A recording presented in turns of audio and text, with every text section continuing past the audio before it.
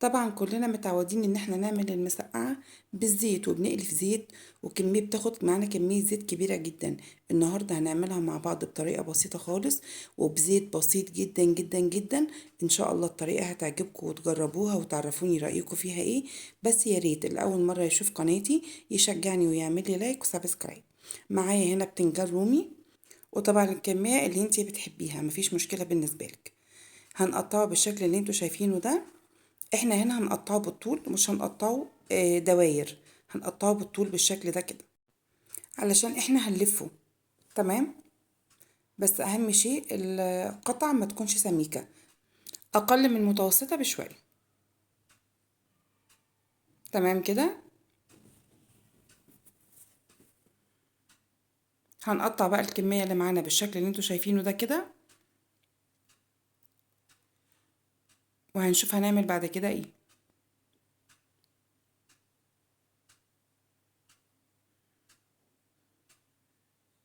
كده خلاص الكمية اللي معايا كانت خلاص خلصت. هنحضر طبق فيه مية، هننزل فيه بمعلقتين ملح، هنقلبهم بالشكل ده عشان ندوب الملح في قلب المية.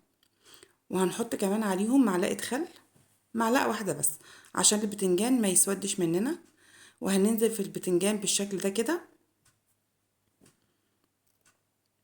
هنسيبه في المية دي حوالي تلت ساعة بالظبط.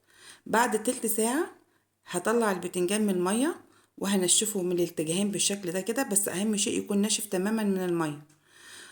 هنا حضرت معايا صاج، وفرشت عليه ورقة زبدة، ورصيت البتنجان بالشكل اللي انتوا شايفينه ده، ونزلت عليه بمعلقتين 3 زيت مش اكتر من كده. وهندخله تحت الشواية في الفرن حوالي 10 دقايق بالظبط. طلع معانا بالشكل اللي انتوا شايفينه ده، يا دوبك بس اخد لون بسيط مش كتير. معايا هنا لحمة مفرومة، وده كان يعني حتة صغيرة خالص كانت موجودة عندي. حطيت عليها بصلة وبقدونس قطع بالشكل اللي انتوا شايفينه، ونزلت بالتوابل ملح فلفل بهارات كفتة. هنقلبها كويس جدا كده. خلاص انا قلبتها. هبتدي بعد كده اصبحها، بس اصبحها قطع صغيرة مش كبيرة، لان انا البتنجان عندي حجمه صغير مش كبير.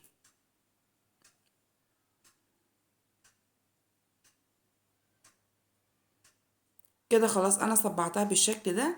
هنزل بقى بيها على النار، يا دوبك بس اشمعها تاخد لون من الاتجاهين، حاجات بسيطة خالص مش اكتر من كده.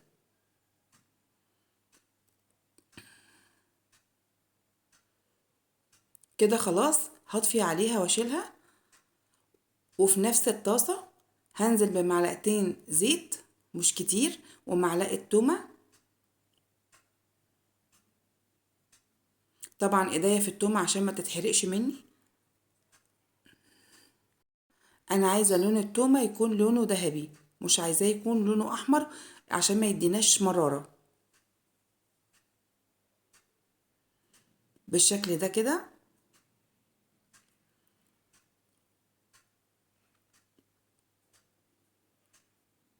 يا دوبك هيبتدي ياخد لون. هنزل عليه بمعلقة خل.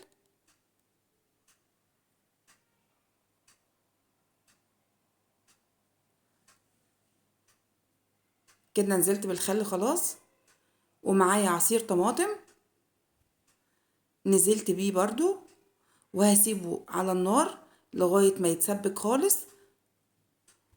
هياخد معانا حوالي 5 6 دقايق، مش هيغيب خالص.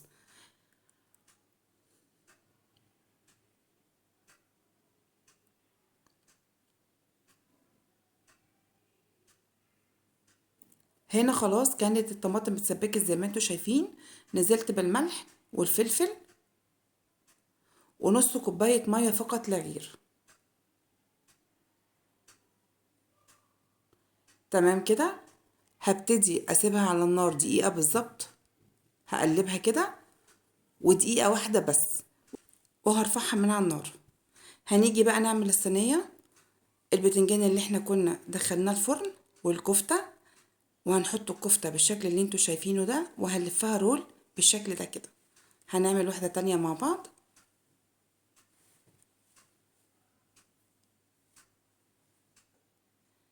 هنا بقى انا كنت خلصت الكمية كلها. لفيت كل بتنجانية بصباع كفتة ورصيتها في الحوض بالشكل ده. طبعا الدمعة اللي احنا عملناها نزلت بيها على البتنجان، والفرن متقاد من تحت تمام على نار عالية، وحطيت الحوض في قلب الرف الوسطاني لغاية ما اتأكدت البتنجان استوى. وبعد كده عدت عليه الشواية، طلع معانا بالشكل اللي انتوا شايفينه ده.